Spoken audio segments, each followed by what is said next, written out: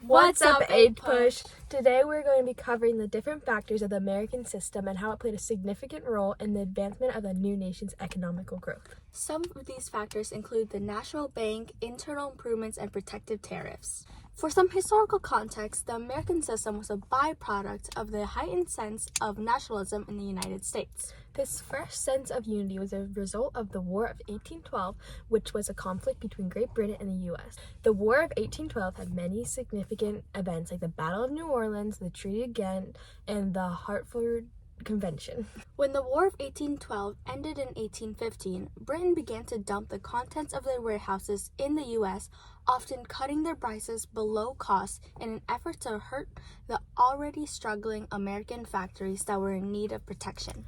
This action set the spark and motivation for the creation of the American system. Some key words that will be helpful during this review are tariff and nationalism. Tariff is a tax or duty to be paid on a particular class of imports or exports. Manufacturers support tariffs as protective and revenue-raising measures. Agriculture interests oppose high tariffs since they are dependent on the world market. Nationalism is the identification with one's own nation and support for its interests, especially to the exclusion and detriment of the interests of other nations. Now, who was Henry Clay?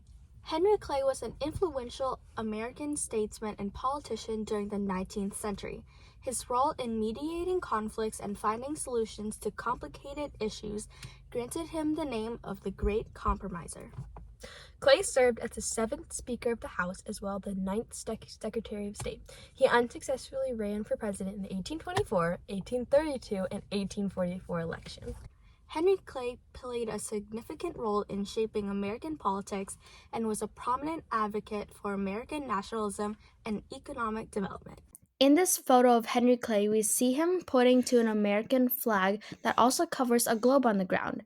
This represents his sense of pride for his new nationalistic American system. The American system was Henry Clay's economical plan to balance the nation's agriculture, commerce, and industries, with the intention to increase the power of the federal government. Clay's system had 3 main parts: a banking system, protective tariffs, and a set of internal improvements to factors such as roads and canals. A strong banking system would provide effortless and ample credit.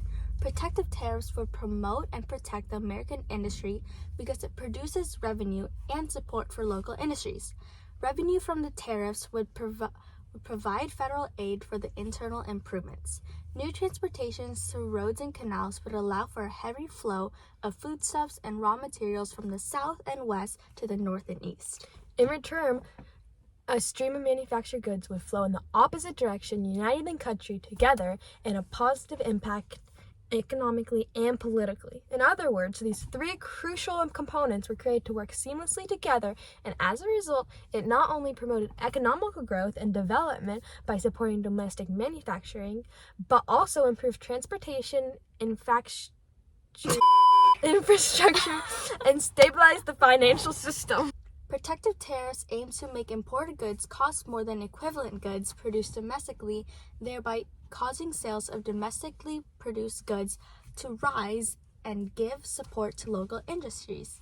They shield domestic production from foreign competition by raising the price of a good or service. For example, the tariff of 1860 was the first protective tariff in American history that prioritizes protection rather than revenue. It was created primarily to shield New England manufacturers from the inflow of British goods after the War of 1812. Why are British goods so expensive? Buy domestically made American goods. They're much cheaper. This photo provides a great explanation for how a protective tariff works. For example, in Great Britain, a British-made cloth costs $4 a roll.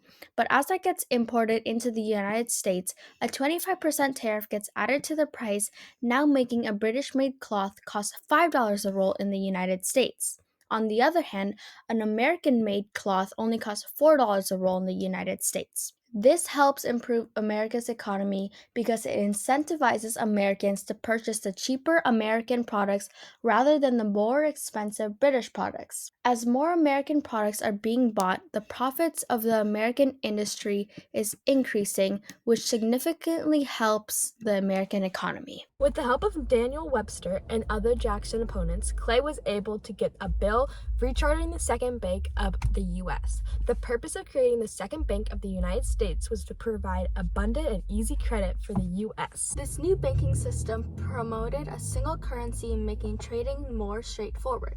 It also issued what is called sovereign credit, which is credit provided by the federal government rather than borrowing it from a third-party private banking system. The purpose of the national banking system was to help the United States in becoming self-sufficient economically while incentivizing massive market growth throughout the nation. The third and final component of Clay's system was internal improvements. The profits from the protective tariffs went into building and further developing roads, canals, and bridges throughout the country. Many of these refinements occurred in Ohio Valley. Upgrades in transportation made importing and exporting goods significantly more efficient.